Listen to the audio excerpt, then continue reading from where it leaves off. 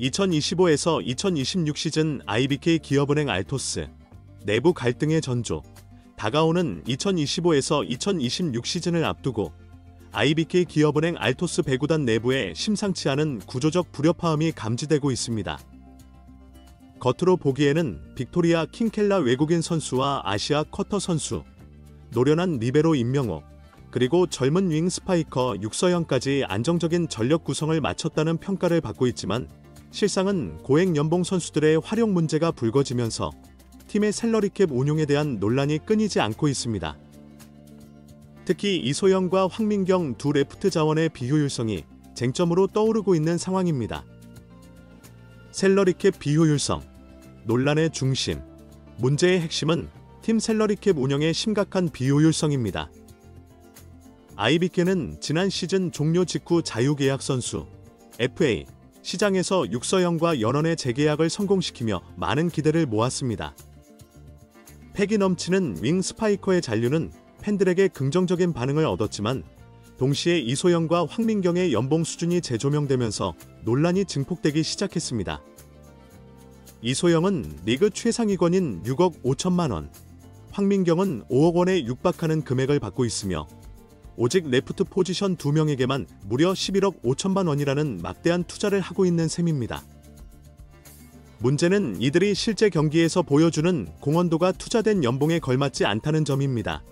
2024에서 2025 시즌 동안 황민경은 33경기에 출전하여 공격 성공률 29.74%, 점유율 13.1%를 기록했습니다. 이는 고액 연봉 선수임을 감안할 때 기대에 미치지 못하는 수치이며 수비형 아웃사이드 히터로서의 기여도 또한 부상 이후 점차 하락세를 보이고 있습니다. 이소영 역시 6억 5천만 원이라는 거액에 상응하는 영향력을 꾸준히 보여주지 못하고 있으며 경기 중 잦은 교체와 체력적인 문제, 토스 호흡의 불균형 등 여러 부분에서 한계를 드러내고 있습니다. 팬들 사이에서는 기름값은 여전하지만 실질적인 활용 가치는 급격히 떨어졌다는 평가가 확산되고 있으며 이는 곧 고액 연봉 선수단의 재편이 필요하다는 인식으로 이어지고 있습니다. 김호철 감독의 고뇌와 전술적 불만, 김호철 감독 또한 이러한 내부적인 문제점을 인지하고 있으며 최근 한 매체와의 비공식 인터뷰에서 다음과 같은 속마음을 털어놓았습니다. 우리 팀에는 분명 재능 있는 선수들이 많다. 그러나 고액 연봉을 받는 선수들이라면 그에 걸맞게 매 경기팀을 이끌 수 있는 뛰어난 기량을 보여줘야 한다. 단순히 이름값만으로는 긴 시즌을 버티기 어렵다.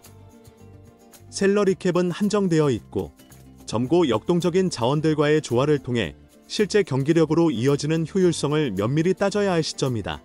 그는 또한 세터와 미들 블로커, 리베로의 조합은 안정적이지만 외곽 공격 자원, 특히 레프트 포지션의 운용에는 더욱 엄격한 기준이 필요하다고 언급하며 기존 주전 시스템에 대한 간접적인 불만을 표출했습니다. 김호철 감독은 빠르고 강력한 배구, 속공 중심의 전술을 선호하며 기동성과 효율성을 중시합니다. 하지만 이소영과 황민경 모두 최근 기동성 저하와 리시브 불안정성을 노출하고 있어 이는 김호철 감독의 전술 철학과 점차 괴리되는 양상입니다. 팬들 사이에서도 이들 고액 연봉 선수들에 대한 실망감이 커지고 있으며 온라인 커뮤니티에서는 레프트 포지션에만 고액 연봉 선수를 중복 배치하는 것은 셀러리캡 낭비다. 이소영과 황민경을 동시에 기용하는 방식은 이미 실패한 실험이다. 라는 비판이 지배적입니다. 트레이드설과 미래 구상, 특히 육서영이 빠르게 성장하며 뛰어난 기동력과 다양한 공격 옵션을 제공하는 상황에서 고액 연봉을 받는 선수들이 오히려 전술적 유연성을 제한하고 있다는 시각이 힘을 얻고 있습니다. 또한 빅토리아 킹켈라 역시 아웃사이드 히터로 활용 가능하기 때문에 결국 황민경과 이소영 중 누군가는 로테이션에서 밀려날 수밖에 없는 구조가 형성되고 있습니다. 이러한 흐름 속에서 황민경과 이소영의 트레이드설은 점차 구체화되고 있습니다. 구단은 아직 공식 입장을 밝히지 않고 있지만 팀 셀러리캡 구조와 레프트 포지션의 과포화 문제를 해결하기 위해서는 고액 연봉 선수에 대한 정리가 불가피하다는 분석이 지배적입니다. 한 스포츠 행정 관계자는 익명을 전제로 다음과 같이 밝혔습니다. IBK는 겉으로는 우승권 전력처럼 보이지만 내부적으로는 균형이 무너져 있습니다. 황민경, 이소영 선수가 지닌 상징성과 경험은 무시할 수 없지만 전력 효율성 측면에서 보면 정리가 필요하다는 이야기가 현장에서 오고 갑니다. 문제는 연봉인데요. 현재의 경기력으로 5억 원에서 6억 5천만 원이라는 금액을 온전히 감당할 수 있는 팀은 많지 않습니다. 따라서 트레이드가 추진된다면 IBK 측에서 일정 금액의 연봉을 보전해주거나 지명권 또는 복수 자원을 함께 제공하는 형태가 될 가능성이 높습니다. IBK가 황민경과 이소영의 연봉 절반 이상을 떠안는 조건이 아니라면 현실적으로 이적이 어려울 것이라는 분석도 나오고 있습니다. 일각에서는 이소영 역시 안전지대는 아니라고 봅니다. 비록 팀 내 상징성과 마케팅적 영향력이 크지만 6억 5천만 원이라는 금액은 리그 최고 수준이며 경기 중 교체와 부상 문제가 반복되고 있다는 점을 고려할 때 장기적으로는 재계약 또는 보상 과정에서 샐러리 조정의 대상이 될 수 있다는 시각도 존재합니다. IBK의 중대한 기로, 효율성 중심의 결단. 이처럼 IBK 기업은행은 이제 샐러리캡 구조 개편, 전력 효율화, 포지션 밸런스 재조정이라는 세 가지 난제를 동시에 떠안게 되었습니다. 고액 연봉 선수들의 명성은 높지만 실제 경기력은 하향세를 보이는 반면 점고 저비용 고효율 자원들의 성장이 가시화되고 있기 때문입니다. 특히 세터 자원 확보가 시급한 현 상황에서 황민경 트레이드를 통해 샐러리캡을 확보하고 세터를 영입하는 시나리오는 점점 더 현실적인 선택지로 부각되고 있습니다. IBK는 그동안 여러 차례 리빌딩과 전력 개편을 시도했지만 포지션 중복과 고비용 선수 중심의 운영이라는 근본적인 문제로 인해 번번이 기대만큼의 성과를 내지 못했습니다. 이번 시즌은 거의 모든 퍼즐이 맞춰진 상태에서 단 하나, 세터라는 핵심 퍼즐만이 빠져있는 상황입니다.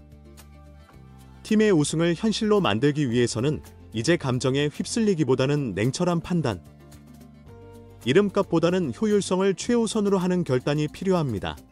결국 IBK가 어떤 선택을 하느냐에 따라 팀의 운명이 좌우될 것이며 황민경과 이소영의 트레이드는 단순한 선수 이동을 넘어 팀의 철학과 시스템을 근본적으로 개편하는 상징적인 결정이 될 수 있습니다. 팬들은 이제 더 이상 과거의 명성에 연연하지 않습니다. 그들은 현재 뛰어난 기량을 보여주는 선수와 미래가 있는 시스템을 원하며 IBK가 진정으로 강팀으로 거듭나기 위해서는 이러한 팬들의 기대에 부응하는 선택을 내릴 필요가 있습니다. 지금은 고통이 따를지라도 그것이 팀을 더 나은 방향으로 이끌 수 있다면 충분히 가치 있는 희생이 될 것입니다. 과연 IBK는 어떤 결정을 내리게 될까요? 지금까지 스포츠 맛집이었습니다. 구독과 좋아요, 알림 설정은 저에게 큰 힘이 됩니다. 항상 감사드립니다.